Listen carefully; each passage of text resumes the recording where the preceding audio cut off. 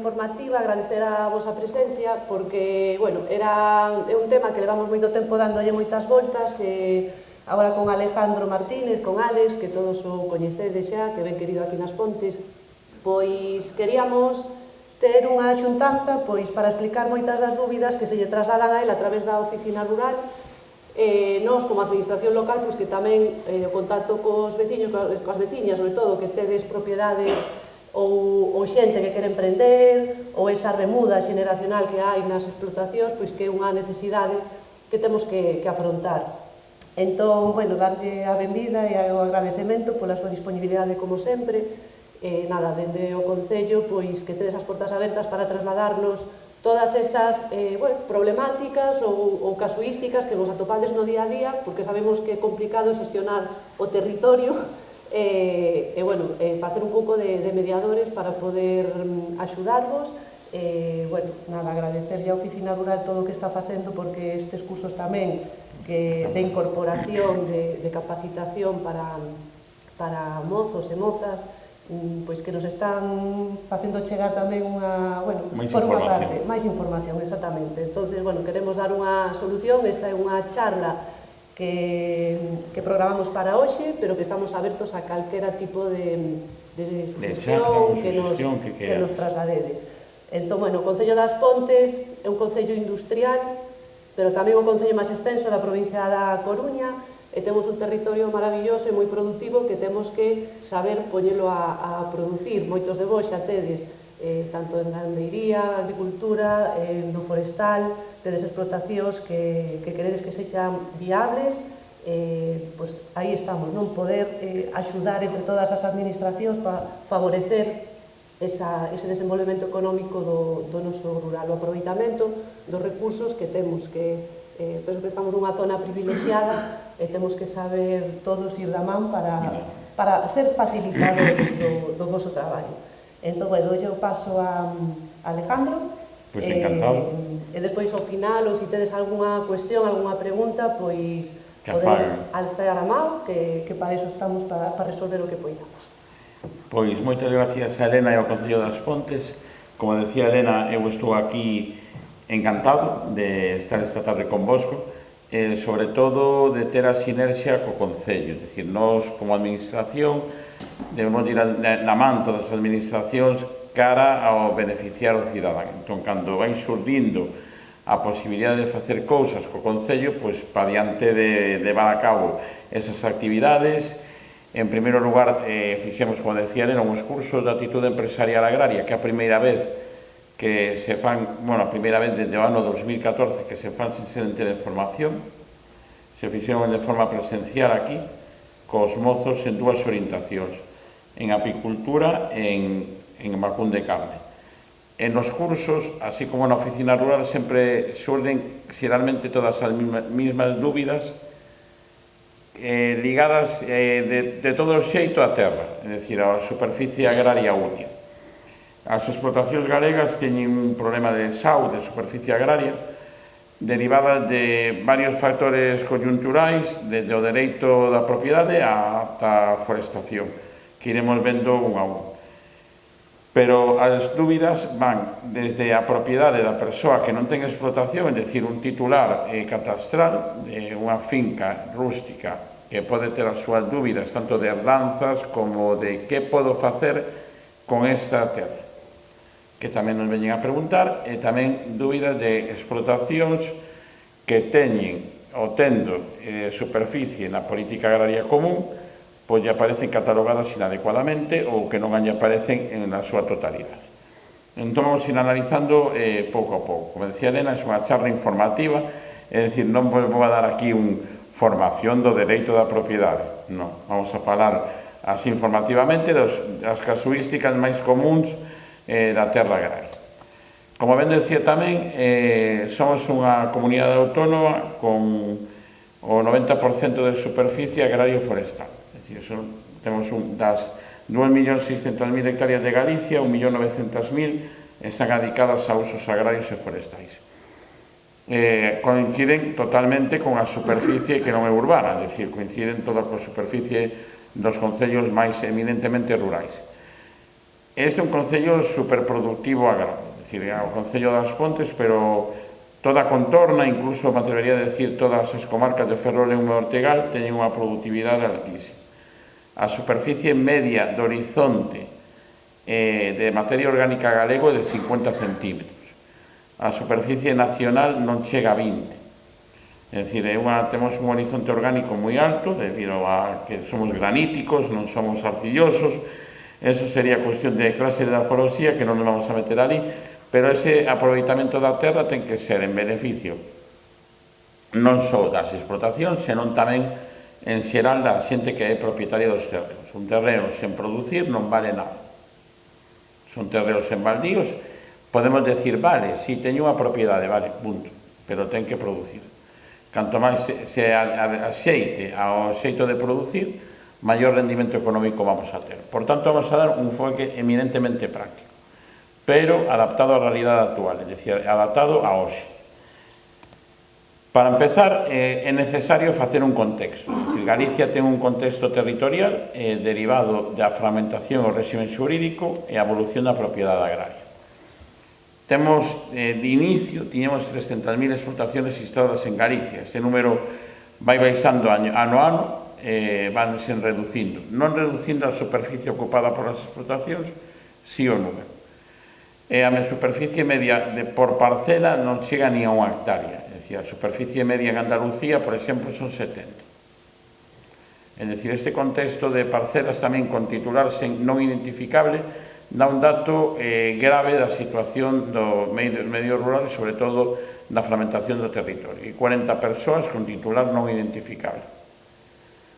Non significa que estén abandonados, ni siquiera que non teñan un titular, senón que non é identificable. É dicir, posiblemente temos casos de territorios enteiros, de lugares que se foron a emigración, ao mellor se foron a finales do século XIX, ao principios do século XX, se foron a Uruguai ou a Cuba e non voltaron, pero a superficie está sin identificar. Tamén temos un porcentaxe alto de superficie que non está co titular aceitado, ben porque non se arreglaron os papéis ou porque están tamén sen contabilizar quen é o titular exacto neste momento, que tamén vamos a falar disso. Pero que pasa? Por que chegamos a esta situación? Chegamos a esta situación polo dereito. O dereito agrario galego é un dereito peculiar, Roma nos invadiu, pero mantivo a característica do dereito do suelo, do dereito das poblaciones que estaban na Galicia, establecían de que tiñan a dereito fragmentario, é dicir, en vez de que el pater familia se quedaba todo e el distribuía, que pasa en todo Castela, aquí non, aquí distribuían os fillos. Entón, foron fragmentando o terreo sucesivamente. Tamén a presión demográfica, é dicir, a presión demográfica é importante. É un crecemento poblacional rural que intensificou a fragmentación. Podemos decir, cando foi isto? Foi fai tempo, é dicir, nos séculos XIX e XX a población rural incrementouse, agora voltamos para atrás, é dicir, está decrecendo, pero no seu momento incrementaronse os núcleos rurais, que tamén facilitou moito que se fragmentara a terra. Hoxe en día é unha estrutura parcelaria máis fragmentada de España. De feito, por contaros unha anécdota, cando saiu o decreto de fertilización, que decían que había que querían que se inyectara o purín nas terras agrarias, había casuísticas de grado dependente, de grado de titularidade del número de parcelas. Eu levei un caso práctico ao Ministerio, que era unha parcela agraria nosa, además, de noso concello de agora mesmo, de unha hectárea con 200 recintos. E claro, digo, como este home vai aplicar este decreto, que vai a ir recinto a recinto, en este teño pendente, en este non, en este sí, en este non, era inaplicable.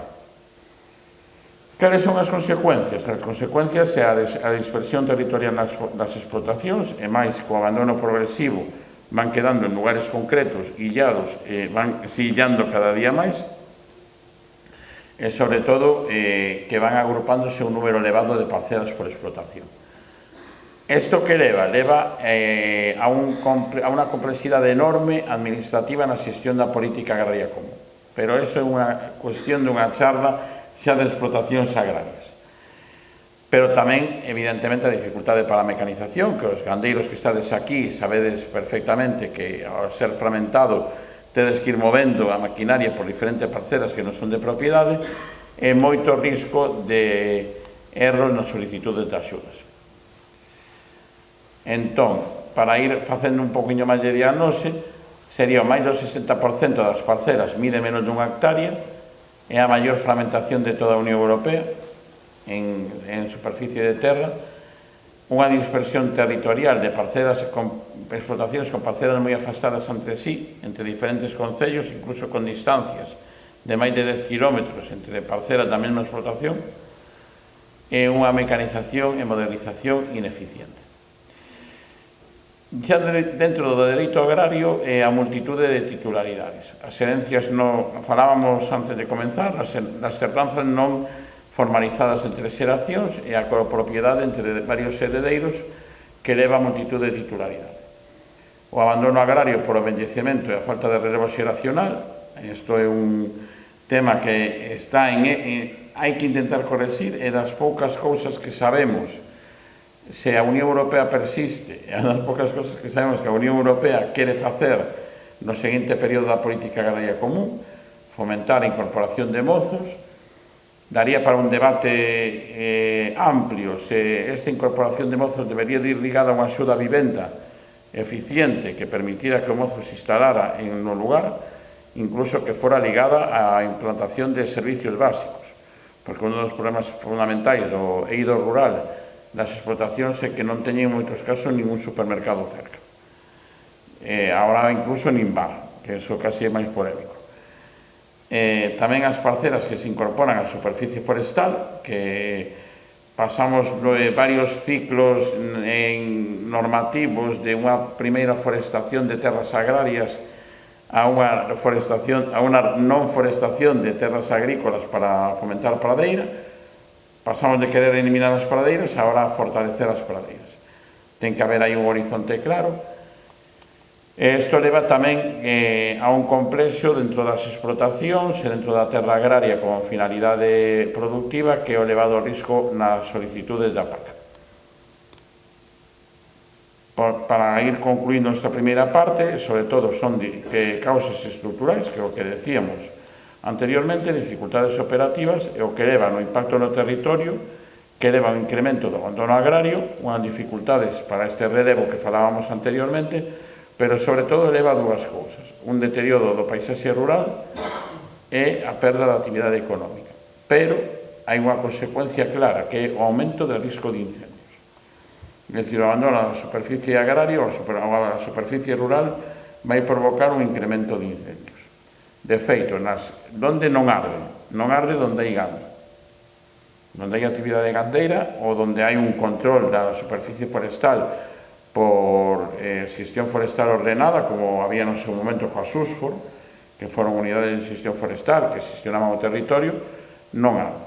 Está no ardeu Ourense e protexeu todo o que non ardeu, protexeu o viñedo. O viñedo e as ovellas pararon os incendios. E tamén as dificultades para mobilizar a terra productiva, que falaremos un poquinho máis adiante do Banco de Explotacións e do Banco de Terras.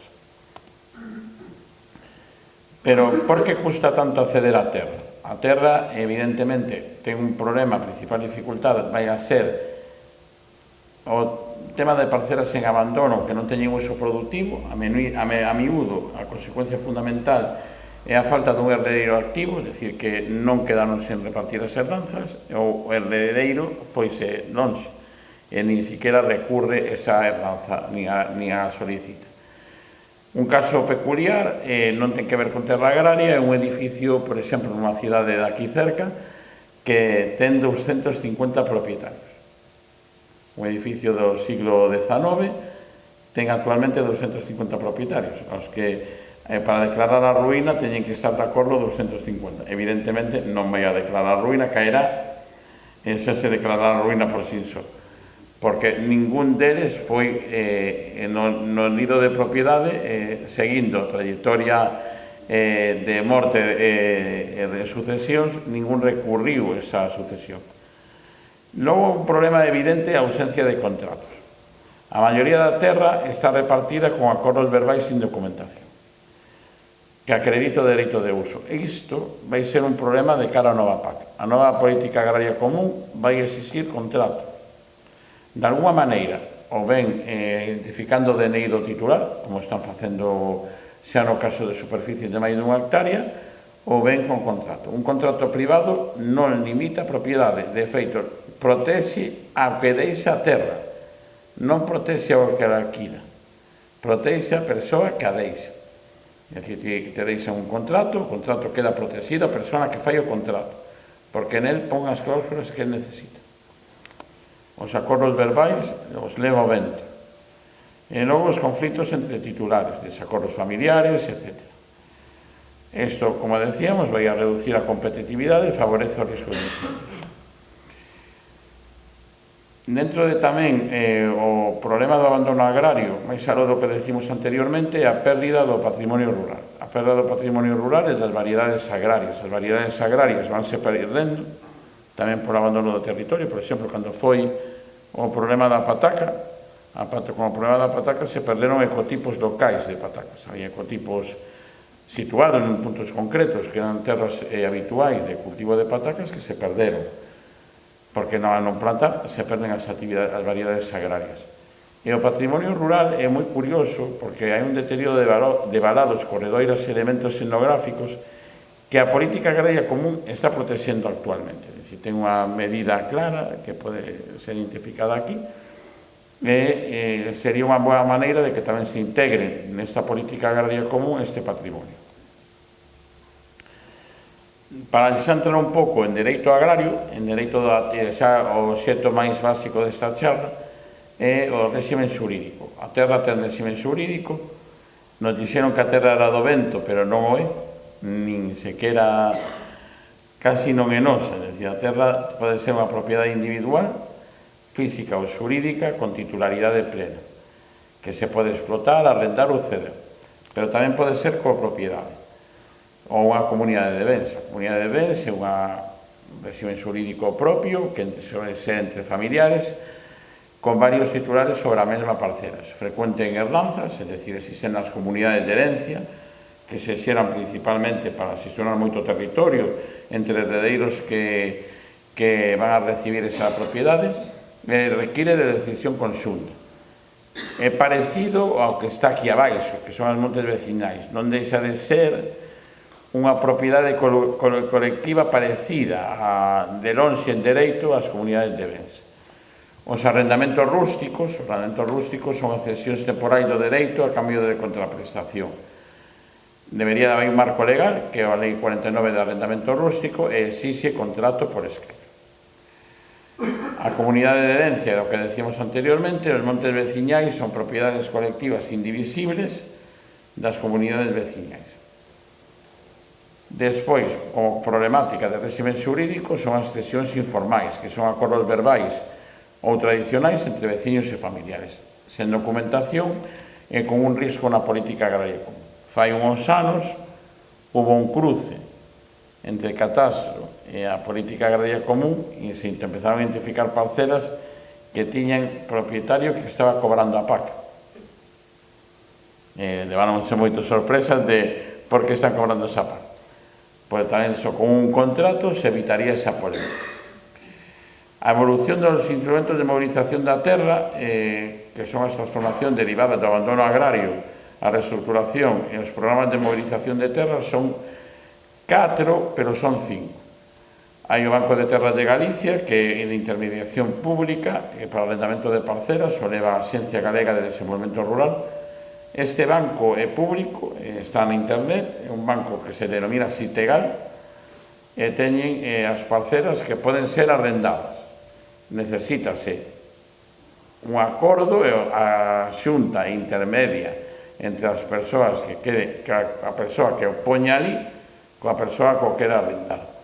É unha boa forma de conseguir superficie. Hai moi poucas parcelas do Banco de Terras, e de pequena dimensión, moitas forestais. Os polígonos agroforestais e os aldeas modelo están dentro da Lei de Recuperación de Terras de Galicia e os polígonos forestales é unha reorganización territorial en áreas especialmente en abandono. E as aldeas modelo son recuperación de terras ao redor de núcleos rurais. Temos un exemplo práctico no Concello, é dicir, que se vai a recuperar un lugar con un proxecto de finsa, de unha parecido a unha aldea modelo, que decir que realmente é unha aldea modelo, pero van reducíndose a carga burocrática. O tema é, teñen carga burocrática, se ten que solicitar, ten que estar conforme aos propietarios, pero nos poucos casos que hai, están funcionando. De feito, nos incendios de Ourense, onde non ardeu, tamén foron nos casos de que se fixo a organización da propiedade en núcleo rural. E o último é a concentración parcelaria. Agora chamase reestructuración parcelaria, xa non é concentración. Esos procesos eran de organización administrativa das parcelas, se collía un lugar, mirábanse cantos propietarios había e se repartía a terra agrupada, non unha aquí, se non se agrupaba todos os propietarios máis cerca un de outros.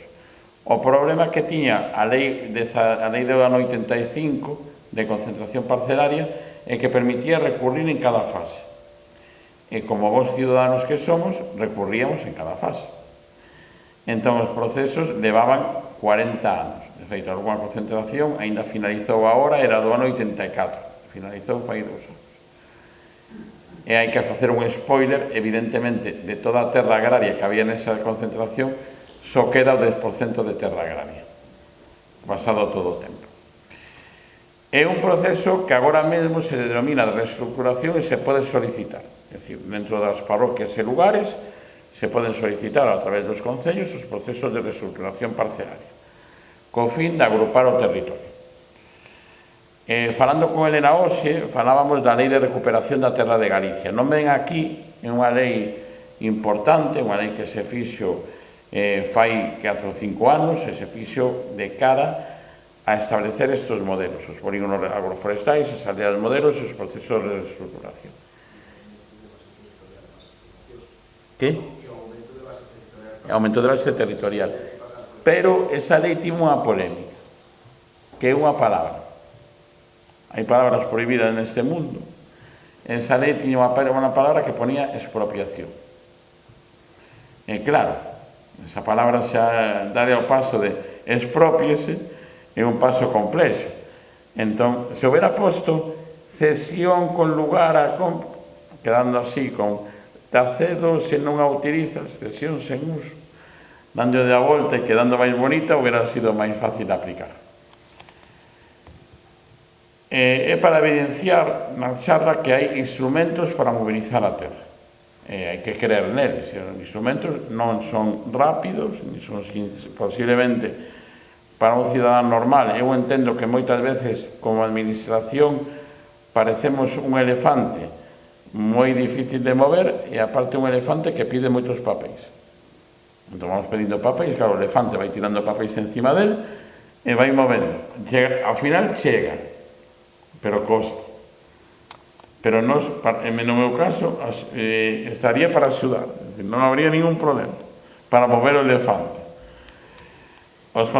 Dentro de seguir co concepto da charla informativa, os contratos e arrendamentos rústicos. Este é o problema principal que te van a aparecer, por exemplo, no noso caso de oficina rural. Teño un problema, que pasa co contrato?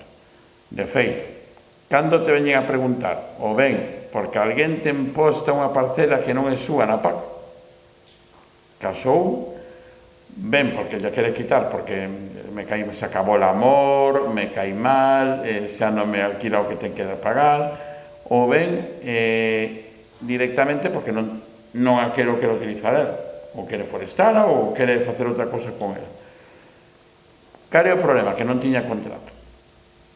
Entón, esa evidencia de falta de contrato é unha evidencia en todos os pasos da terra agrícola, da terra rural, para concretar máis fácil. Ten un marco legal establecido na Lei de Arrendamentos Rústicos que marca a duración mínima do contrato e marca os dereitos de adquisición preferente do arrendatario. Dereito de adquisición preferente non obligatoria, é dicir, podes poñelo ou non. Un contrato, imagínate que ti vas a alugar teu piso. E tu piso, cando alugas con un contrato, a quen lle protege? Ao que arrenda ou ao que alquila, ao que vai a coller ao piso? Vai a proteger ao que arrenda. Porque vai a decir, pois se ao primeiro ano non pagas fora, ou vas a poñer que tens que poñer unhas cláusulas, ou que tamén te poden poñer que a lavadora tens que poñer ti. É dicir, podes poñerte un montón de cláusulas. O meu contrato de arrendamento en Teo, que eu fixe un Erasmus na Xunta de 1 ano e medio en Santiago, voltei da oficina rural, 1 ano e medio en Santiago, voltei da oficina rural, o contrato de Teo tiña máis cláusulas que o contrato de Felipe, como se chama de agora, o noso dianteiro calquera. Non vou decir o equipo, que non estamos de moda.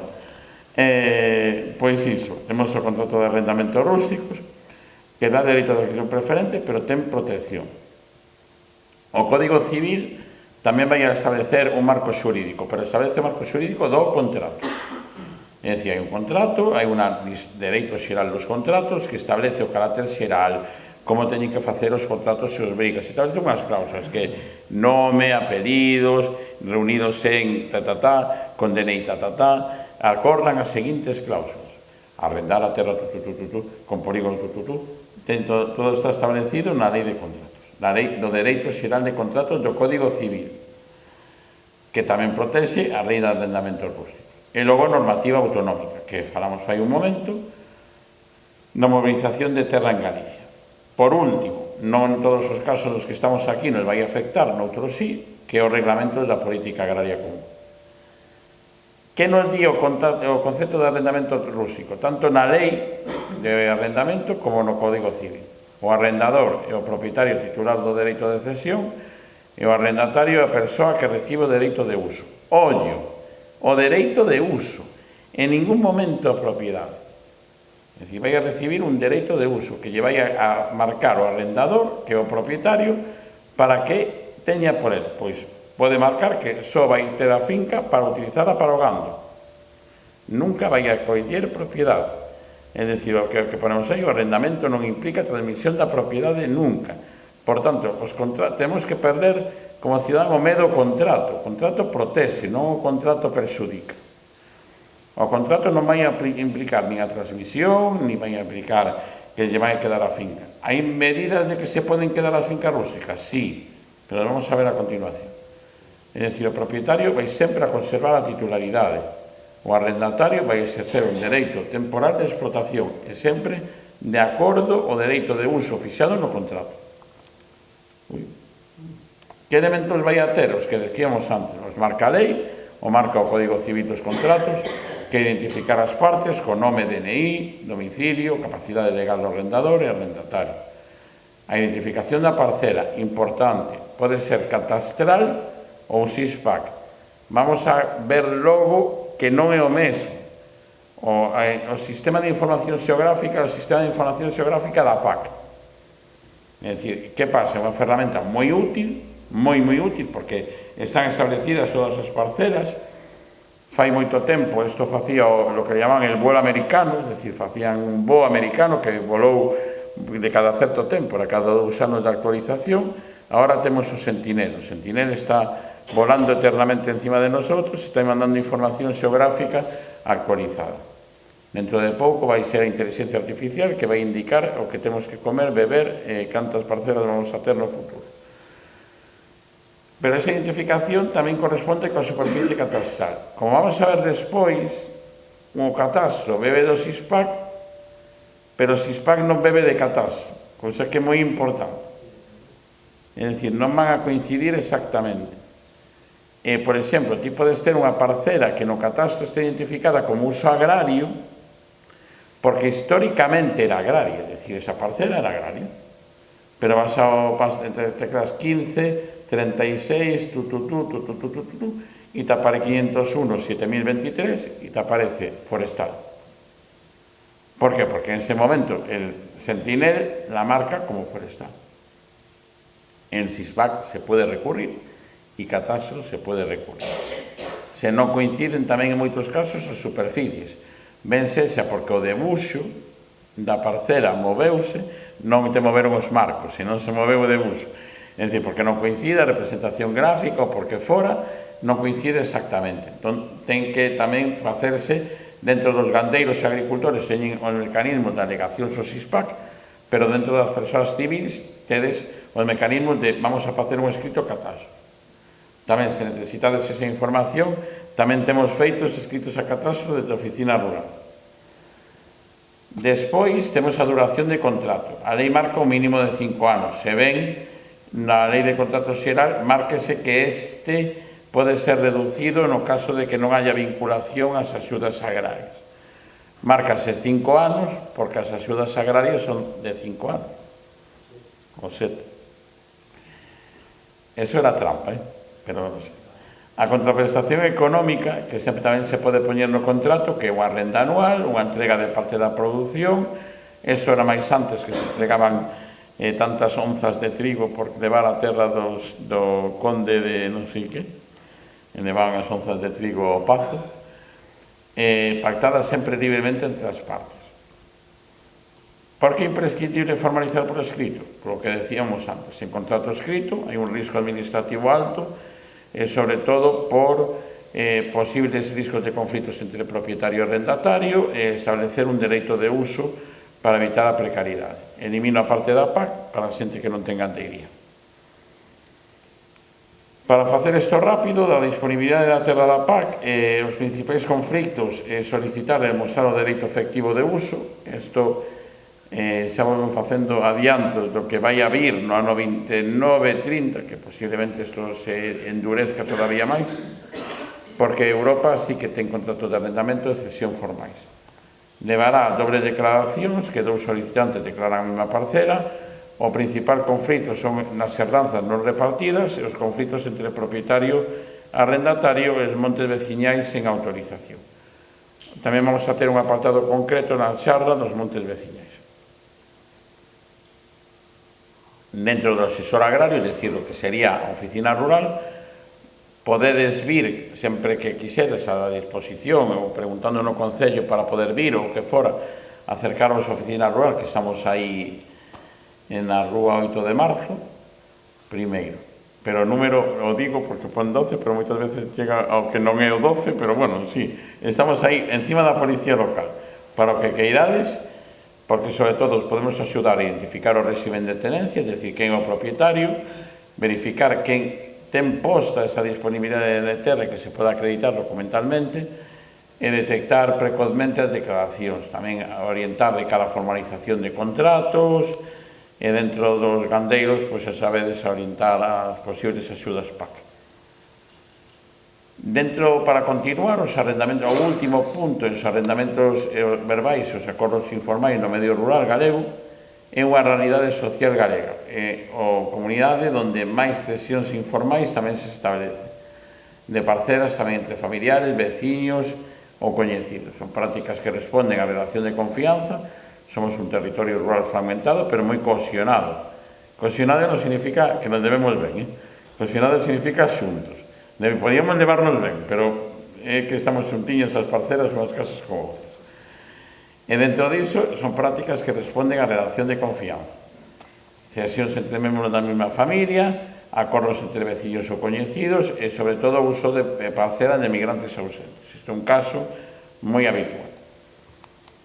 Tamén temos o caso de limitacións probatorias de cara a posibles controis, incluso, como vamos a ver despois, a posibles dereitos de uso en futuro, que é difícil de demostrar en un arrendamento verbal a duración e inicio do arrendamento. Non se quedou por escrito. Cando me dixetes que acababais, te dixen 2 anos, bueno, pues, non me acordo eu, me entendí 5. A ausencia de identificación precisadas parcelas, imposibilidade de acreditar as condicións económicas. Dentro de que é un contrato non ten que ser formal, é dicir, un contrato é formal por escrito.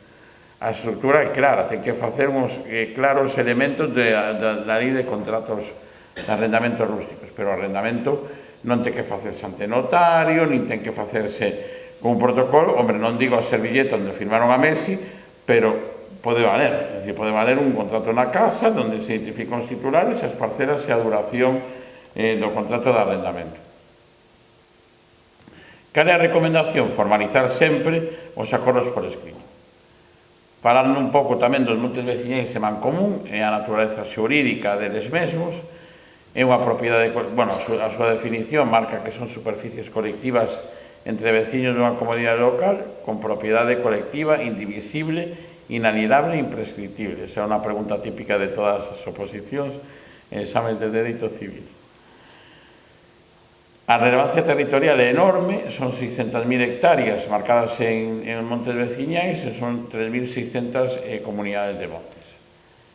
Un marco legal que xa dixemos ten unha estrutura de goberno con asamblea, xunta rectora e presidencia. A asamblea e xunta rectora dirá a quen hai que alugar e que terreno. Para que son moi prácticos? Para o pastoreo extensivo, o aproveitamento forestal e o uso dos ecorréximes, tanto ecorréximes como agroambientais, de uso de pastos permanentes, xestión da biodiversidade. Para os gandeiros que estades aquí, que podedes alugar fincas e montes veciñais, é importante que teña que haber existencia de actividade agraria real e tamén autorización formal na comunidade de montes. Correcta identificación dos ISPAC é moi importante aos efectos de gandeiría o coeficiente de admisibilidade de pasos, porque estes montes, xeralmente, estas superficies teñen un CAP cero. Como nunca tiveron uso agrario declarado, ten un CAP cero. Tamén a superficie admisible pode ser menor, por esa tamén un CAP moi baixo por presencia de matogueira ou arborado. O CAP é o coeficiente de admisibilidade. Cualquier parcela onde pode haber gando non ten por que ser toda a parcela admisible para o gando. Se hai rochas ou hai árbores de porte non é admisible, é un porcentaxe que se vai reducindo. Os conflitos administrativos volven a ser os mesmos que en todas as terras agrarias. Uso sen autorización da comunidade, os problemas cartográficos e a doble declaración das superficies comunais. Para acreditar o uso e verificar que a comunidade de montes quen é titular a comunidade de montes, comprobar no registro de monte veciñal quen é os órganos de goberno do monte veciñal, solicitar autorización formal á asamblea para o uso do terreo e obter unha certificación documental. Un conflicto moi habitual que tamén decíamos, aparte dos montes veciñais, son as herdanzas e comunidades hereditarias. Son os problemas de titularidade da terra agraria e as implicacións na política agraria.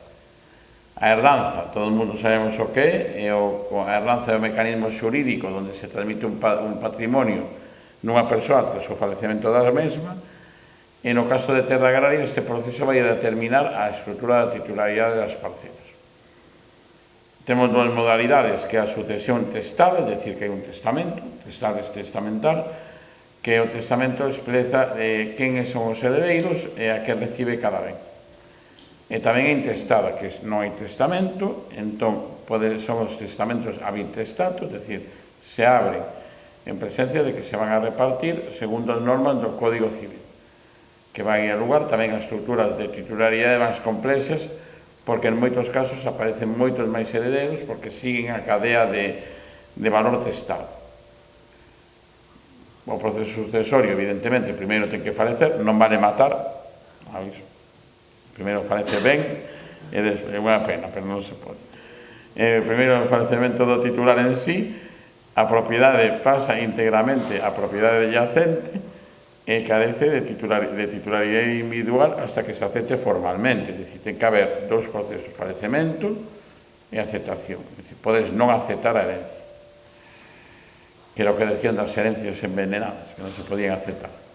E non, aceptación da herencia, que formalizan o patrimonio e pasan a ser copropietarios. A partición, que non se formaliza a partición, e crearse a comunidade de herencia. Se non se fai esta aceptación, se vai crear unha comunidade de heredeiros onde todos comparten os dereitos sobre as parcelas.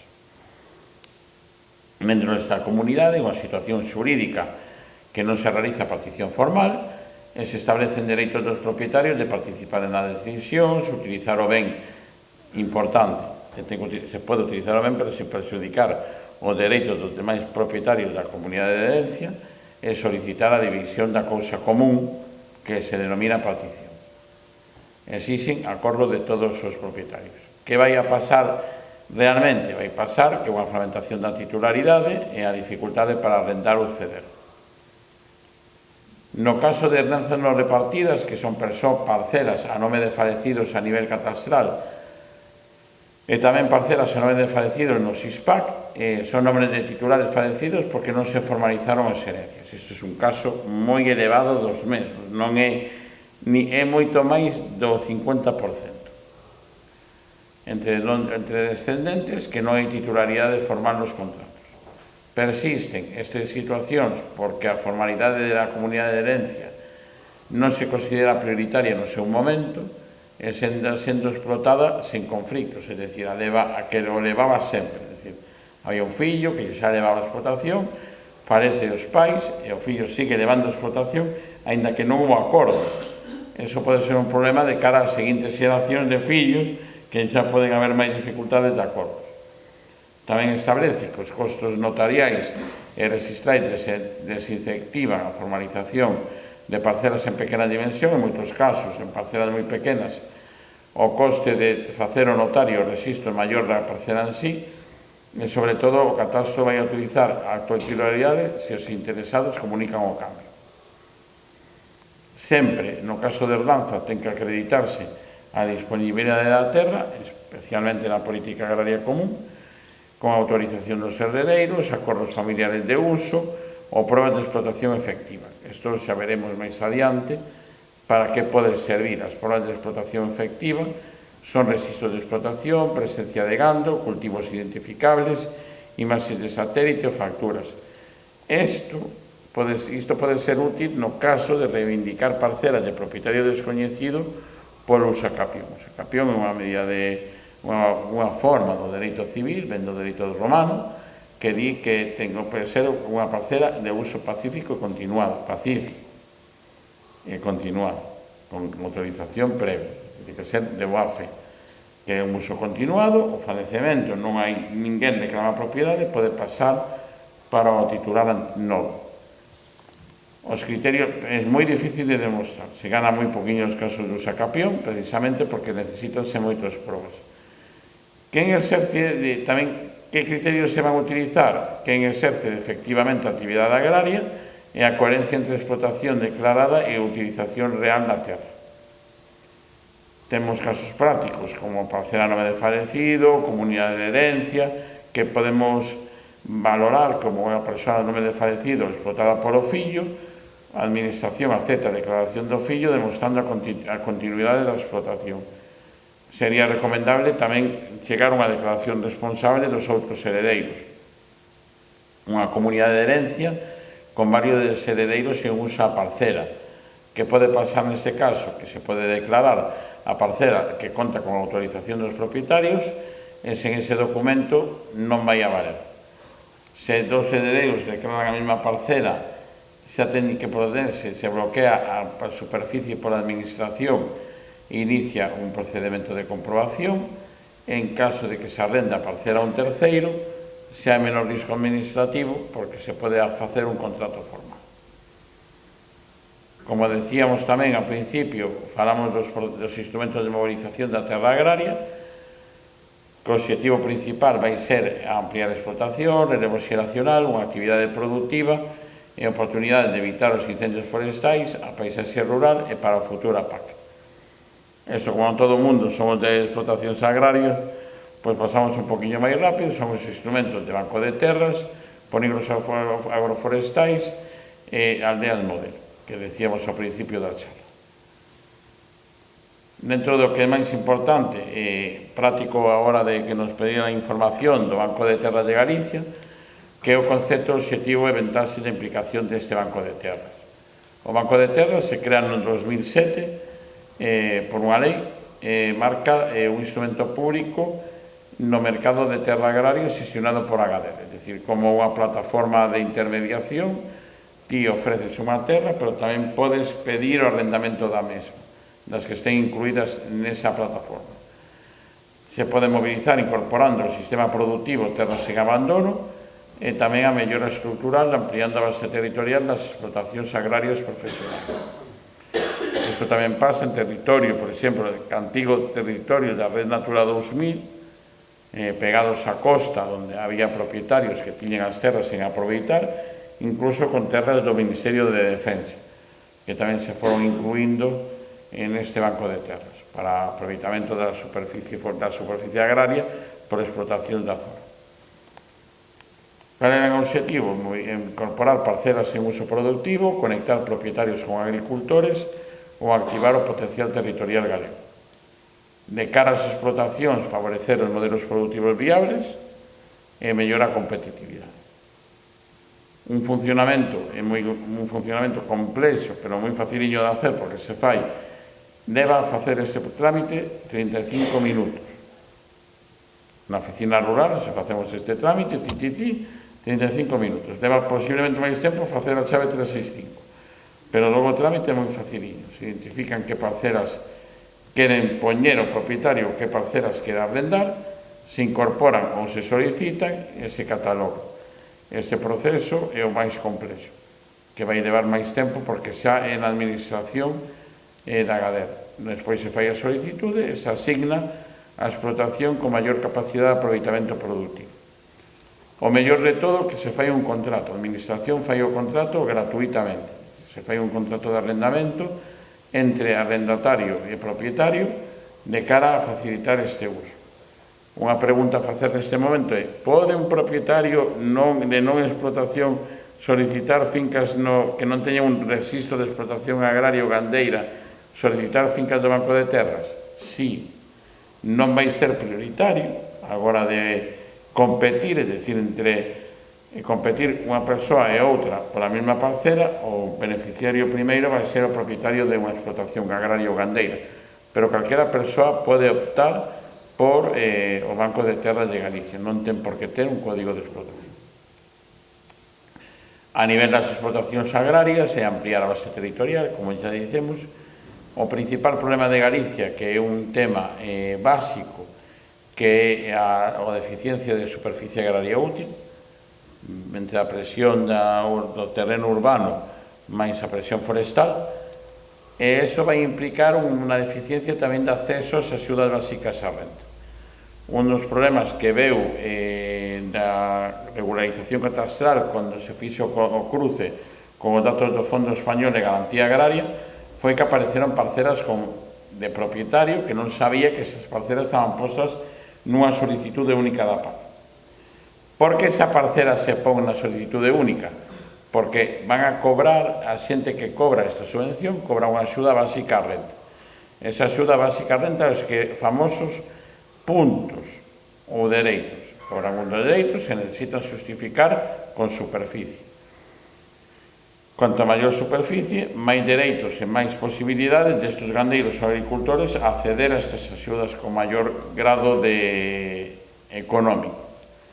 Tamén se pode precisar de contratos formais con documentación robusta nos controles. Para as persoas propietarias e un marco contractual formal, volvemos a repetir, a persoa propietaria nunca vai ter perda de titularidade da parcela que arriende. Nunca. O contrato protege, non desprotege. Há unha percepción de renta que se establece no contrato como elemento básico de ingresos anuais por arrendamento da parcela infrautilizada.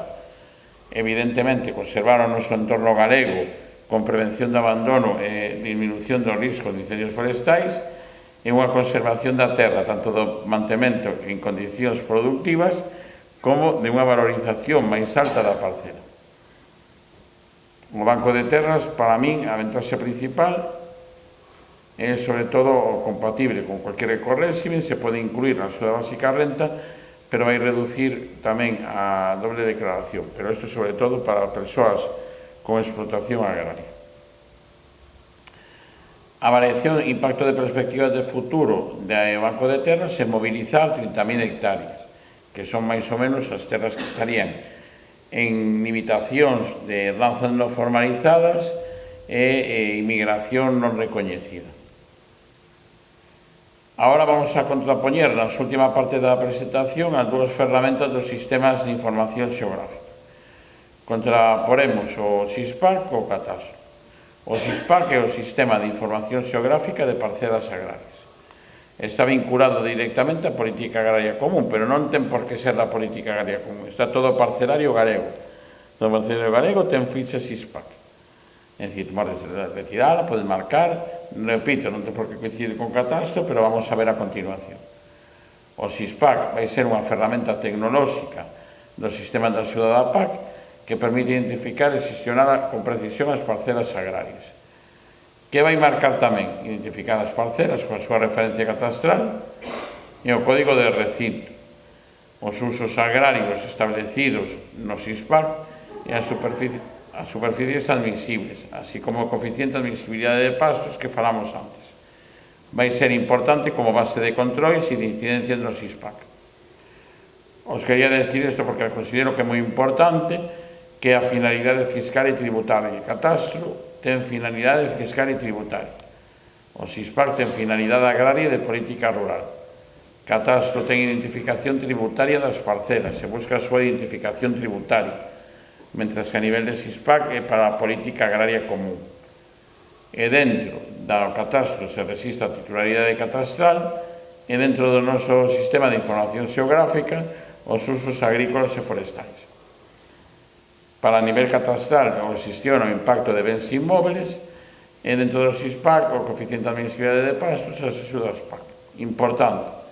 O catastro nunca vai a definir dereitos de produción agraria. O catastro hai que actualizarse porque pode coincidir co catastro unha parcela agraria, pero pode ter tamén incidencias no SISPAC. Dentro do tema, dalle un golpiño aí ao veciño, que está aquí. As principais incidencias territoriais van a ser as parcelas en abandono, os límites incorrectos no SISPAC e as herdancias sin formalizar, así como as dobles declaracións. Nas cesións e acordos no medio rural van a ser os acordos, as prácticas habituais de uso da terra no rural galego, van a ser os acordos verbais entre propietario e usuario sen documentación escrita, as cesións familiares que transmiten o uso entre xeracións por costumbre e o uso de aproveitamento de terras de galego no exterior, así como os pactos entre veciños. Xa falamos do importante de formalizar o contrato e a documentación recomendable con referencia a SISPAC, identificación das partes, duración de conflictos, as autorizacións e a certificación da Comunidade de Montes no caso de superficies comunais. Para concluir, é importante, xa que estamos no eido da administración local, hoxe o papel dos concellos na xestión territorial. Tamén a detención de abandono, a identificar parcelas no territorio municipal en estado de abandono, a información á vecinanza de difundir as ferramentas de movilización disponible, o apoio a iniciativas de recuperación de terras perirurais nos aldeas modelo e, sobre todo, para a xestión de biomasa dentro das competencias municipais. Tamén a importancia de articulación coa Consellería de Medio Rural para facer este tipo de actividades, o coñecemento das ferramentas de xestión territorial. Xa que este ano foi un ano moi grave de xestión de incendios forestais, batimos un récord negativo, triste récord de superficie quemada, e, sobre todo, importante a reducción como a ferramenta preventiva da movilización de terras. Vai a reducir a biomasa acumulada, en moitos casos. A falta de actividade agraria provoca un incremento da biomasa acumulada en territorio agrario, provocando maior risco de incendios, vai crear un mosaico territorial de pastos e cultivos que frena a propagación de lume, e a mellora da accesibilidade da terra traballada, así como o pastoreo extensivo. O pastoreo extensivo é un elemento aliado da prevención de incendios. Unha nota de cara ao futuro, unha das medidas que se vai incorporar na nova política agraria común é o pastoreo de gando con ovino e caprino en comunidades de montes e montes en xeral, porque é unha ferramenta, se ha comprobado, unha ferramenta ideal na prevención de incendios. Estamos en nivel de incendios de nivel 6, que son incendios non controlables. É dicir, xa non sei, cando un incendio alcanza o nivel 6, xa non se pode controlar. Hai que evitar que se chegue o abandono, provoque este tipo de incendios tan non controlables. Cal é o futuro do noso medio rural? O futuro do medio rural, os principales retos seguirán sendo o relevo xeracional con incorporación de mozos, veremos hacia onde camiña a Unión Europea e hacia onde iremos, unha movilización da terra e o incremento da sostenibilidade. Camiñamos cada aos obxectivos da Xenda 2030, de incorporación da adaptación climática e o fortalecemento da bioeconomía. Xa veremos a onde nos leva este camiño, pero as líneas de actuación máis claras vai a ser unha mellora da cartografía SISPAC, os incentivos fiscais para formalizar contratos, así como os incentivos sancionadores na ausencia de contratos e un reforzo da asesoría agraria pública, tanto da administración autonómica como municipal.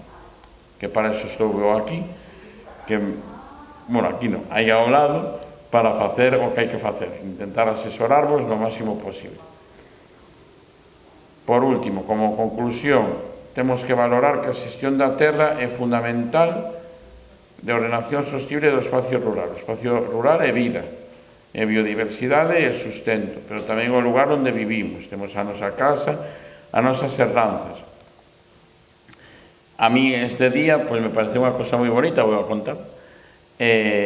Eu teño familia aquí no Concello das Pontes, faleceu un familiar que a súa nai, que a miña avoa, naceu aquí.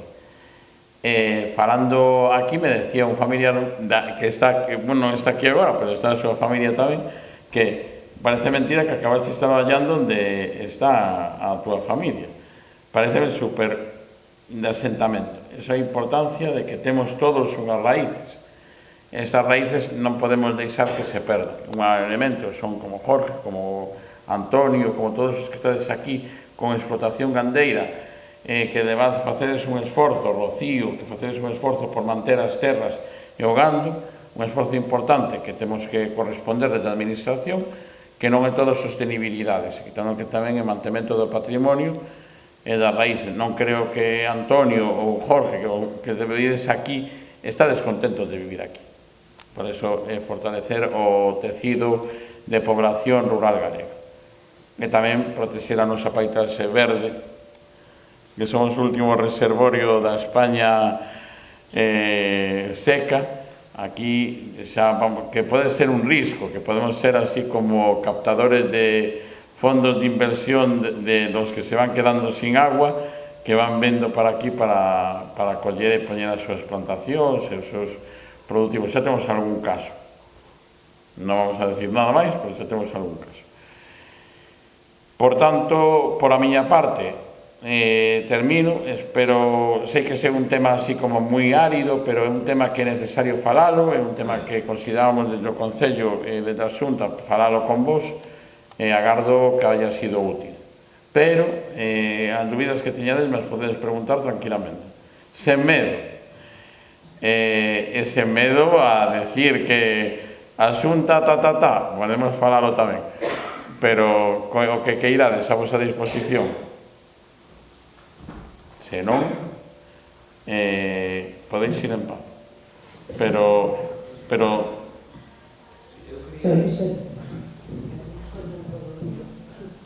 digo unha cousa, digo unha cousa que se di nas bodas, o que cale agora, que cale para sempre. É dicir, aquí hai que falar xa o que tenga dúbida. Nada, eu quería comentar un problemático que temos aquí no noso Concello, que nos afecta tanto gandeiros como propietarios forestais, un pouco todo o mundo, e que se concentra sobre todo nas parroquias de Buente, Afaeira, San Pedro de Eume, Ribadeume, polo de agora creo que non moitas máis. É un problema que temos con as mandas de cervos que foron introducidos por parte da Xunta de Galicia, e que están facendo que as pequenas explotacións que quedan, que están deixando de ser rentables. Quería preguntaros se por parte das administracións nos podedes prestar algún tipo de axuda con este tipo de problemas que temos. A ver, o primeiro, non sei se é verdad que a Xunta introduciu o cervo, pero pode ser, non descarto nada, e desde logo non le vi ningún cervo no meu coche, eso tamén o digo, un non fun, que diría aquele, pero aínda así sí que é unha problemática, igual co xabarín. O O xabarín é unha problemática clara, é unha problemática que non o podemos esconder, e o cervo tamén. Que medidas hai que facer? Podes facer desde un escrito a conservación da natureza, que penso que a Dirección Xeral, é dicir, hai unha Dirección Xeral de Patrimonio Natural, debería de ser coñecedora desta situación, porque vos pode sorprender que a mellor non é coñecedora da situación. Non é o primeiro caso de persoa que ven á oficina a amosar un problema medioambiental, ao mellor nunha aplicación de lodos ou unha aplicación de tal, que se coñece que hai, pero a administración non a sabe. Porque a podes saber, pero non a coñeces, que é de cousas distintas. Para comunicar con nós, e podes ir a falar co técnico da oficina, pero tedes de deixar constancia por escrito se queres que eso chegue arriba. É dicir, eu podo chamar ao meu compañero e dicir, mira, temos un problema aquí, pero eu sempre recomendo unha cousa moi útil para dirigirvos á administración, que é o escrito. O escrito dirigirse á administración, ollo, a administración pode non contestar, pero tamén podes saber o grado no que está. Te podo garantizar que se comunicas este caso, podemos facer o escrito a través da oficina rural, se eleva á Dirección Xeral de Patrimonio Natural, se pode facer un seguimento, a ver canta población de cervo, que fagan un seguimento da población de cervo, que fagan un estudio que poden facer. Co xabarín se van tomando medidas ineficaces, probablemente, tarde, seguro, pero se van tomando medidas. Que pasa? Foi un incremento poblacional exagerado, un animal que tenga sorte de procrear a menudo, pois se incrementou muitísimo a súa población. O cervo, por exemplo, eu sabía que había esta problemática. Se se quere, se pode levar ás instancias superiores e a ver que nos contesta. Eu, desde logo, non podo cazar cervo, pero sí que é certo que é un problema sobre todo para plantacións forestais novas, que o comen. Sí, que levantan.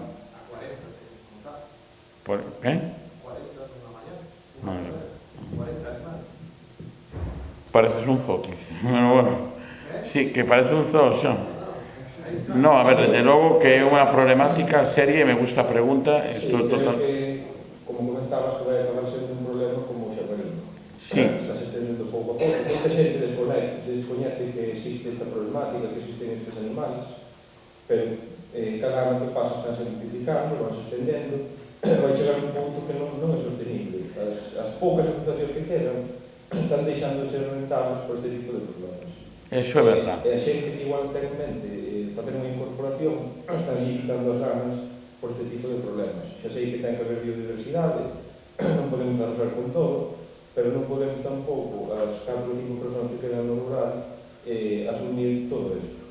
No, eso estou totalmente de acordo. Por iso, eu ofrezo a miña colaboración para levar a público un escrito de cara á Dirección Xeral, que vide por ali, ou se axudo eu a redactar, se envía. E a ver que nos contestan. Se vos contestan afirmativamente, o mellor pois poden autorizar batidas ou poden autorizar a ver que se pode facer. Porque ao mellor non saben que hai esta problemática nesa zona concreta. Pode ser interesante, non só eu a título particular, a xente que se ve afectada con este problema. Sí, sí. Incluso como comunidades de veciños. Por parte da administración, poñer en contacto a xente, recoller firmas, facer algo, porque... A mí pareceme, a ver, eu non podo recoller firmas para logo ir contra a miña propia administración, pero si podo facer que esas firmas cheguen. Entón, todos os mecanismos de actuación que teñades como municipio, os vou apoiar. os podo axudar a levarlos a máis arriba. Evidentemente, hai cousas que non vou a poder facer como funcionario, pero sí que podo axudarvos en todo o posible. Desde a cooperativa na Capela, estás facendo un escrito para levar a xunta que a problemática que presenta actualmente desanimada.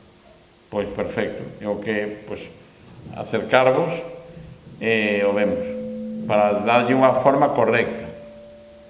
Tamén darlle unha forma correcta de ver como podermos chegar a que dirección hai que mandar. A mellor non é medio rural, eu non só mandaría medio rural, isto é competencia de conservación da natureza e patrimonio natural e a Dirección Xeral de Biodiversidade. Eu as mandaría a 3 sitios, por exemplo, porque medio rural en sí non é competente coa fauna salvaxe, en sí. De hecho, que plan de aproveitamento cinegético dos cotos desta zona, dos cotos de caza desta zona, deixan cazando un pouco cuidado. Pero iso vais a aumentar. Se pide, podes aumentar. E o tema tamén é o mesmo que o xabarín. O xabarín ao principio non se podía cazar, non se podía establecer un control cinegético e ahora sí. É dicir, hai que ir solicitando. Ao mellor nos sorprendemos e nos dan autorizacións. Entón, todo o que podades facer, vide da cooperativa, que sabedes perfectamente que podedes vir, podemos falarlo, e tamén no teu caso, por favor, sen ningún tipo de problemas. É dicir, eu me posiciono claramente do lado do gandeiro e tamén do lado do cidadán que ten unha plantación arrasada. É dicir, eso non pode ser que se perda a pouco productividade que hai. Mais? Posso preguntarles, que nos que se desanimar ou vamos ver o tema do DNI por exemplo, se falaste que na próxima PAC non pedir o DNI. Pode ser, ou outro tipo de contrato. Pero xa o pediron agora. Para unha hectárea, sí. Para unha hectárea, non? Sí. Pero na próxima reforma que faigan, que vai ser o 100% das fincas ou sabese algo? Sí, a ver, o que se vai sabendo é que o camiño da PAC vai a ser con máis controis, eso seguro. É dicir, o que tema que ten Europa sí formaliza controis, sí formaliza contratos, e queren homoxenizar. Vamos a agardar primeiro a ver cando sai a PAC, a ver cando sai, que non no 28 non vai ser, será no ano 30, o 29, 30, e a ver hacia onde camiñamos, pero ir mentalizando que se están pedindo DNIs, se vai ir pedindo moito máis. Pero nós estamos mentalizados, o problema que vos con moitos dos todos as fincas que queres elevar. Claro, pero ese é o problema. Pero o problema é, por iso é o motivo desta charla. Para iso está tamén o tema da lei de mobilidade de terras agrarias, e eso non é algo que temos que aprender nós. É dicir, debería igual que Catastro mandou as cartas informativas de conforme a xente estaba metendo esas parcelas nas solicitudes da PAC, que non é só o tema de cobrar, senón é justificar unha superficie que tú estás utilizando, e en moitas das líneas que se pagan a través da PAC tens que justificar que é correcto que se está facendo nesas líneas. E non podes quitar a parcela, claro. Evidentemente, é dicir, o sector profesionalizado non depende só do gandeiro, senón depende tamén do vecino do lado, que ten terra agraria e terra agraria que está clasificada para ese uso e non pode estar parada, ten que estar en funcionamento. É dicir, aquí hai moita tela que cortar, e non é só o tal. Sí, queda un camiño moi longo que acceder. No meu caso, eu con moita xente de hoy tengo que poner un papel e tal, porque era ben que fixo tal.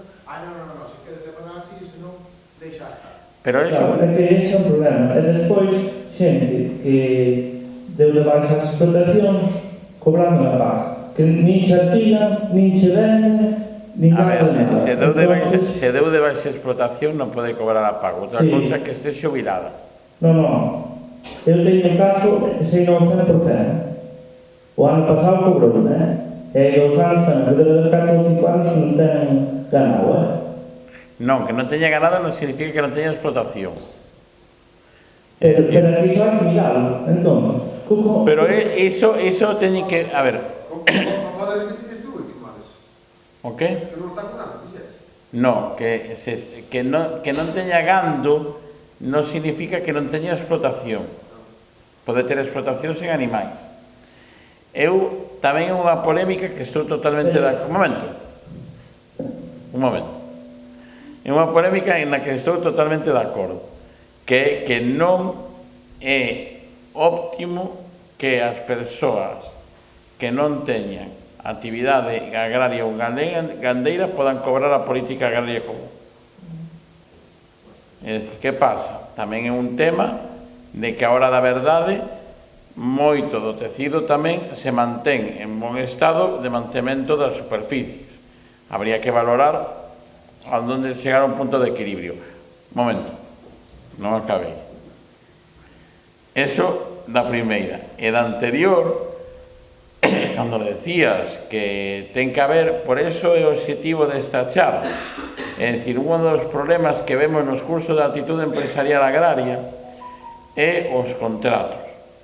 Os contratos hai que perder o medo ao contrato. Xa sei que non é un tema teu, é un tema dos propietarios, pero é un tema que existe.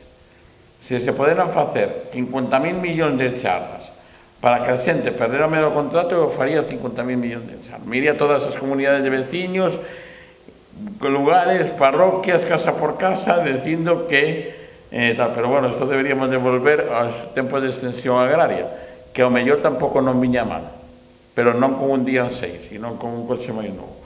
Pero bueno, ainda nin con en color, nin pandemia, nos tempos actuais, pero de extensión agraria.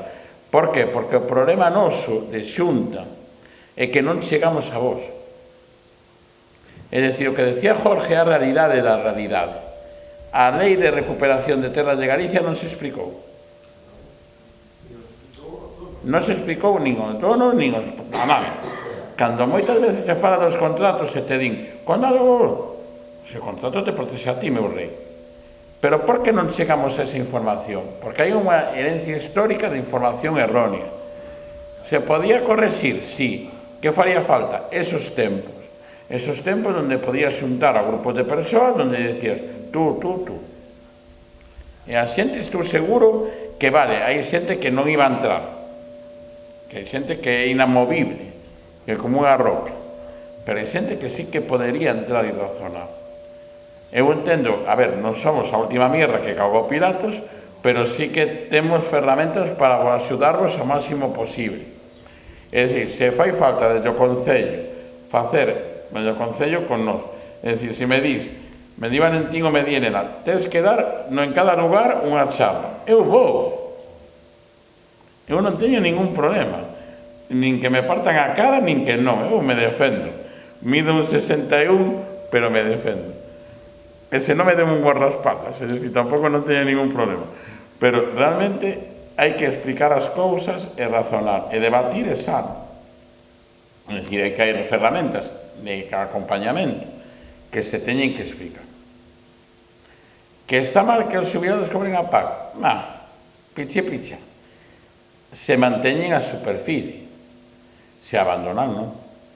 Pero dentro desa lei de recuperación de terras agrarias está ese mantemento que non... Sí, por eso, pero esa lei non se chegou a executar máis aló das aldeas modernas. Por que non se executou? Porque aparecía unha palabra na lei. Non hai outra razón, nin política nin social. Bueno, política pode ser, pero non hai outra razón. É dicir, a palabra expropiación non tenía que haber aparecido na lei.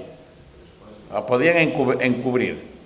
É como decir, estás divorciado? No, he tenido una... ¿Cómo era esto que tenía la infanta? Una separación voluntaria de la relación. Y bueno, pues se puede poner una temporal, un cese temporal de la relación, es verdad. Podías facelo así medio xenérico. Bueno, pues podía facerse. Que se pode explicar a lei. Eu me ofrezco a Valentín e a Elena, damos charlas da lei de recuperación da terra de Galicia. E a cooperativa de Capela igual, e con a Siña, e donde que irades, eu vou. Non teño problema. E te convido a ti a vir, que tires... Eu vou fijo, pero para os que empezamos hai pouco, costa moito. O sei, pero se estive... Pero se eu te incorporei, eu sei todo o que te costou, é dicir, eu sei todo o que te costou, e sei canto pelexamos co Banco de Terras, e canto se... Pero bueno, fomos camiñando. Porque además teño contratos, Que o sei. De feito. Conseguir moitos contratos é como... que casi imposible, é o que dicía o compañeiro. Ao final, a xente é real, a iso, non? Falase de contratos, algúns non lle podes dicir, porque entón se quita a finca según yo dixo. Entón, claro, para nosotros é moi difícil negar. Sabes? Nese caso. Eu estou totalmente de acordo contigo, de feito, tan de acordo contigo que no seu momento, cando pediste ese apoio, se deu. Para apoiar completamente, porque é certo, é difícil. E Jorge tamén sabe o caso de que tamén se axudou no máximo posible para a incorporación, no caso de Teresa. Por que? Porque sen vos non hai nada máis que facer. Se pecha o chiringuito e acabamos. Pero realmente é unha problemática de abandono da situación. É dicir, non podemos ser como galegos permitir que o territorio galego se estudia a situación de abandono. E despois que, o sea, no meu concello, é un concello que as fincas realmente son moi pequenas. Sí. Moi pequenas, temos que, sabes, para facer unha finca dunha hectárea é moi difícil, É moi difícil, tens que xuntar polo menos 100, 20 ou 30 fincas polo menos. E eso sabemos tamén por qué. Aí se aplicou moito tempo ninguna medida sobre o territorio. Non se estableceu nada, se permitiron cousas fora da... Bueno, da igual. Todo mal. Pero temos tempo para intentar rectificar cousas e temos tamén tempo para informarnos. Digo mesmo, eu dou o meu brazo para facer os escritos de conservación da natureza e tamén para informar no máximo posible da importancia dos contratos de arrendamento. O sea, que colledo o guante, pedide información. Mais? Eu sobre as modificacións en SICPAC, que decías antes que SICPAC non debería de catastro, e catastro debería de SICPAC, como era o tema. Básicamente porque a mí modificouse unha parcela no SICPAC sin eu facer ninguna alegación. Porque eso foi unha modificación a través de catastro. É dicir, o SICPAC bebe de catastro, colle toda a súa información de aí. Entón, ese propietario catastral modificou iso, modificou a túa parcela SICPAC e non te avisou. No, este é de Mantegar. E Mantegar non tiña ni idea tampouco. Pois iso foi de oficio. Eso foi... Como está o panorama? Eso foi de oficio. Ainda é peor, porque tampouco non se notificou. As cousas se teñen que notificar. Todo o acto administrativo ten que ser notificado. Pero, sí, o panorama non é bon. Eu entendo que o panorama do medio rural, tanto productivo como non productivo, no sentido de que moitos poden non ser agricultores, é problemático. E tampouco entendo moito, porque cando vas a catastro e vas con plano de concentración parcelaria, non sei que máis que queren mirar en catastro, e catastro asumía para outro lado. Porque viven, é o que vos decía, por eso contrapuxen as dúas versións, porque son totalmente contrarias e contraproducentes. Sí, pero tamén habría que falar con eles e dicirles que, oi, plano de concentración parcelaria... Ai, con eles se fala, Jorge. Mira, cando foron as cartas, eu fui a falar co director. O director era o director da PAC. No, pero quero decir... No, un momento. Hai que ordenar todo. Un momento, que sí, eu vou a seguir, eu te contesto, se fixe un escrito, mira, da oficina rural desta, no ano 18, se fixe un escrito contra o decreto de fertilización. Ese escrito provocou que non se aplicara ese decreto. Se fixeron alegacións, desta oficina tamén se fixeron alegacións o decreto do SEBEDI para que se permitira a venta online. Desde esta oficina, desde Ferrol, se fixo unha reclamación formal a catastro para que explicaran o cruzamento de datos da COFEGA e cambiaron a carta por unha alegación desde a oficina. É dicir, as oficinas tamén estamos para iso. Que catastro ten que coñecer a realidade do medio rural. O medio rural non é un señor X de Ciudad I que ten superficie en un concello rural e que digo, isto non. Non, o catastro eres ti, David, Antonio, que tedes explotación, tamén a xente que ten superficie, que ten que coñecer cal é a súa estructura parcelaria. A concentración parcelaria foi un grave error, pero foi un gran acerto que derivou dun gran error. Por que? Porque levou moito tempo. É dicir, imagínate que agora te ven a ti ao teu plano de vida do ano 86 con o Jorge do ano 2015. Imagina o Jorge jugando no patio, non pensando en ter fillos en unha explotación gandeira. Posiblemente a explotación gandeira sí, pero ter outra vida, ou o que fora. Eu me vexo a tarxeta de funcionario de cando entrei no ano 2008 e dou pena, joder, que teña pelo negro rizo. Ahora teño pelo blanco, embellecido, cada vez peor, coxo. casi para que me retiren, e teño 46 anos. É dicir, claro, a realidade é cambiante. Que pasou con este procedimento de concentración?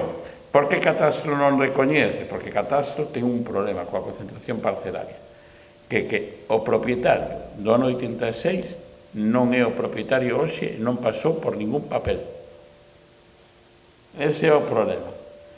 Nós tiñamos unha fauna autóctona na oficina nos meses de setembro e agosto na oficina de Ferrol. Vea un señor con náuticos e pantalón corto que viña a pasar o verán. E viña a preguntar que hai de lo suyo de la concentración parcelaria. Ese señor xa non vivía aí, nin iba a vivir nunca máis, pero había vendido a finca. E por que quería os papéis? Porque fixo a casa antes da lei del suelo. Entonces, esa casa quería regularizar. Se conseguiu que ninguna casa sexa regularizada en suelo agrario despois da modificación da lei do suelo, da lei do ano 18. Para conseguir que un suelo agrario sea edificable, tienes que ser agricultor profesional. Es decir, pouco a pouco se poden facer cosas, pero leva tempo, claro. E xa te digo, vou ver un elefante.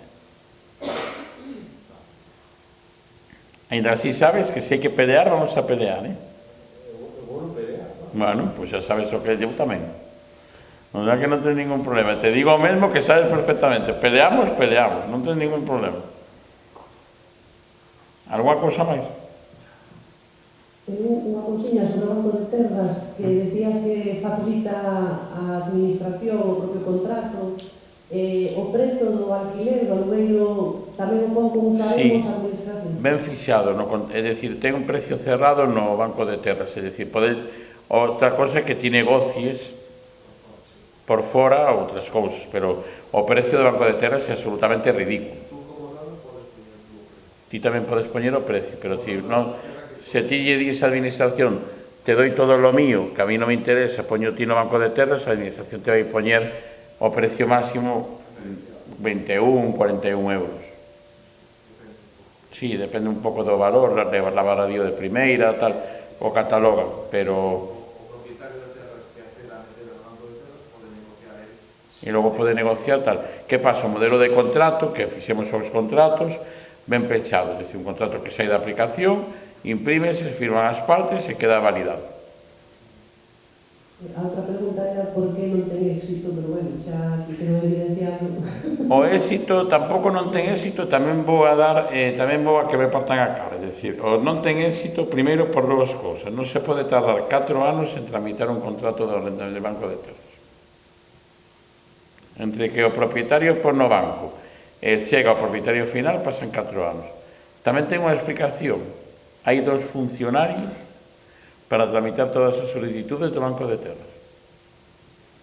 Entón, vou a romper unha lanza a favor de... Aparte me cae bien la chica, joder, que estudiou comigo.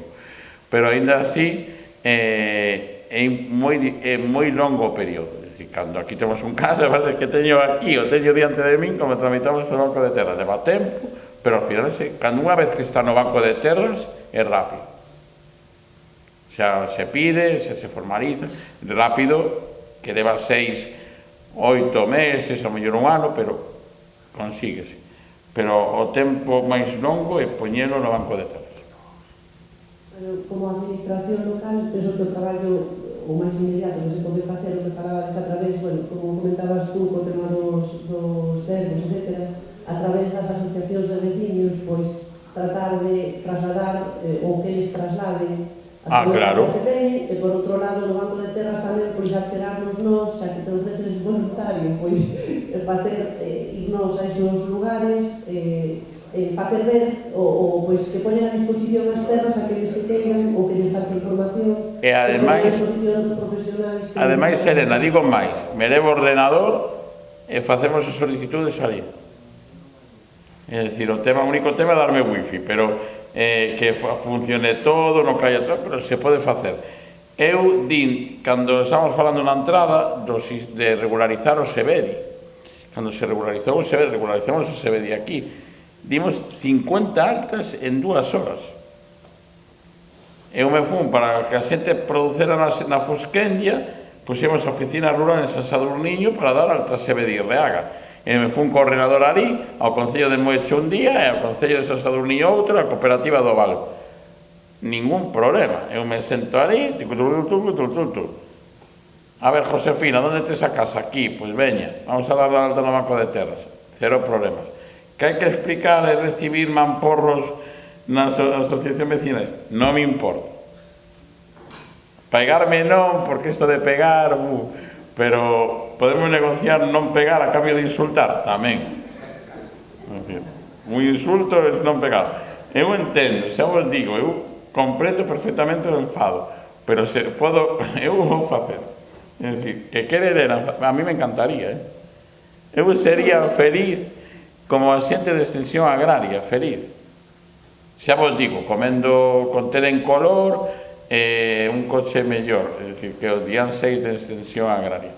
Pero sería feliz porque era unha ferramenta boísima, explicaban, non sabedes o que foi extensión agraria para o medio rural, é dicir, explicou a mecanización das terras, os regadíos, era xente que cría neso. Eu creo no medio rural. Eu, aparte da xente que me coñece, sabe perfectamente que creo, aparte creo na xente que ten explotación agraria e creo na xente do medio rural e que vive aquí. É dicir, todo o que podades facer se vai facer. Que non chegamos a moito camiño, polo menos o recorremos xuntos. Nos quedemos un con outro, miraremos un para outro e te quiero, yo tamén a ti, pois ya está. En la salud e na enfermedad.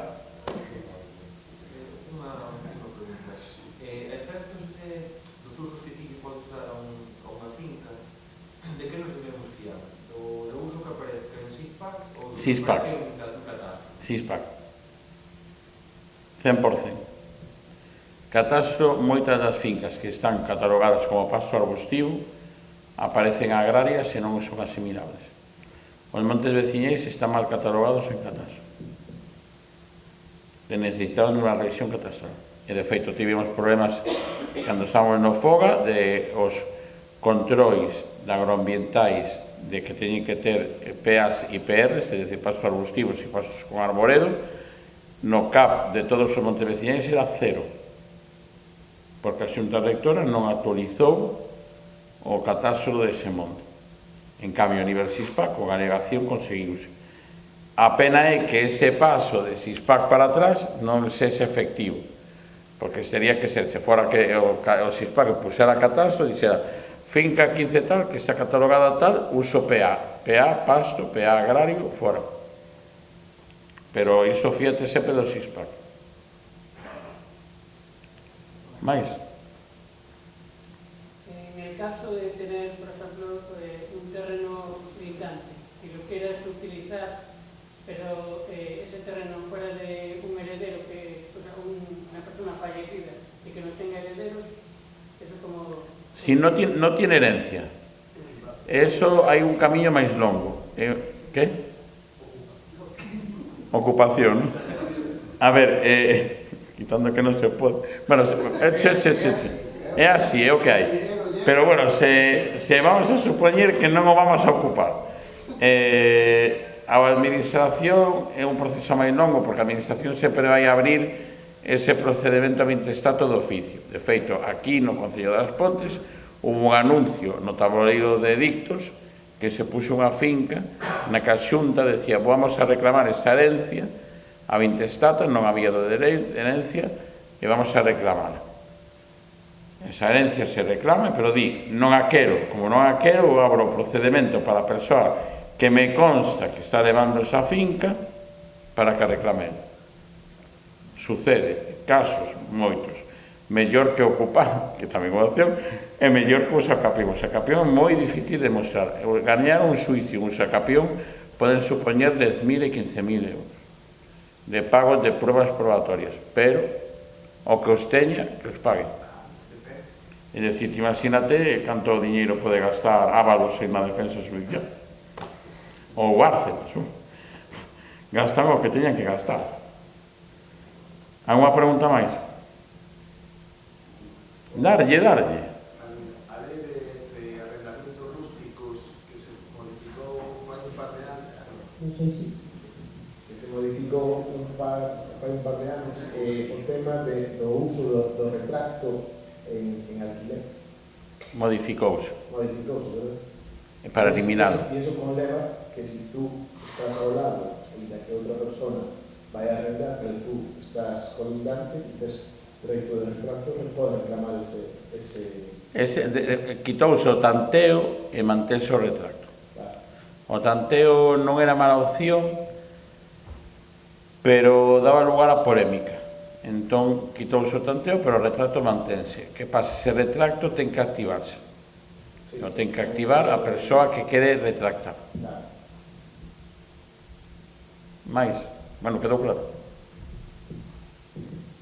Vos pedide, o decide. Se non damos por concluído. E vamos a cenar. Damos por concluído. Queda dado ao aviso que o que se queredes info, facer algunha charla máis sobre toda a lei de recuperación ou xuntar a nivel veciñal, comunicamos co Concello, facemos reunións a nivel veciñal. Querías, podemos facelas. O mellor era boa para a tua zona, xuntar a todos os veciños de aí para facer eses escritos. Se queredes esos escritos de fauna salvaxe, vide pola oficina para dirixilos adecuadamente, porque ten dirección concreta, xeral, non é medio rural. Podes mandar a medio rural tamén, pero non é medio rural. O sea que, encantado. E iso, cara a nova PAC, porque estamos falando de non debatidas, xa se non debatidas pouco a pouco e non é solución, quero dicir que a nova PAC, tema de biodiversidade e demais, se se declara como zona non catastrófica, pero, bueno, como de dun índice chip-plaga, é dicir, poderíase reclamar unha actuación como... Sí, de feito, é un mecanismo que vai interpoñer a nova PAC. É un mecanismo porque, a ver, a PAC quere aumento de biodiversidade, pero tamén quere manter as explotacións. Entón, vanse a ver como van establecendo. O primeiro é que hai documentos programáticos xa claros. É dicir, pero só son programáticos, é dicir, non están establecidas líneas, nin cantidades. É dicir, por exemplo, se sabe que vai a entrar líneas para o pastoreo en incendios, tanto para previr os incendios, tanto pastoreo en incendios, tamén se fala do pastoreo en líneas de alta tensión e aproveitamento de camiños e lindeiros. Tamén se fala que esa está veredas, porque claro, sobre todo a nivel europeo. Esa está feita, esa línea está feita. Está feita tamén unha línea de pago por comercialización de proximidade. É dicir, van facendo.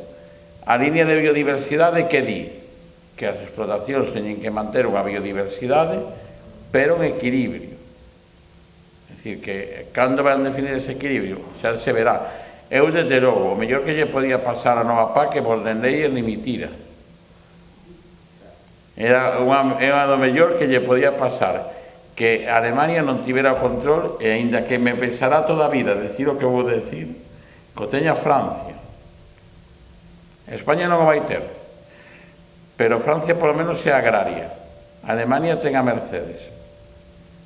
De feito, firmaron Mercosur para poder vender coches, a cambio de sacrificar a PAC.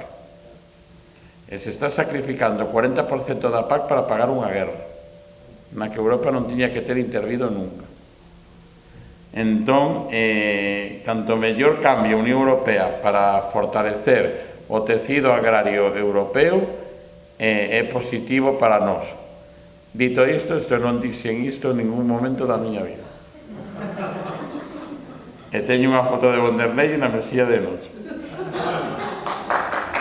Gracias. Gracias por vir e por aguantarme.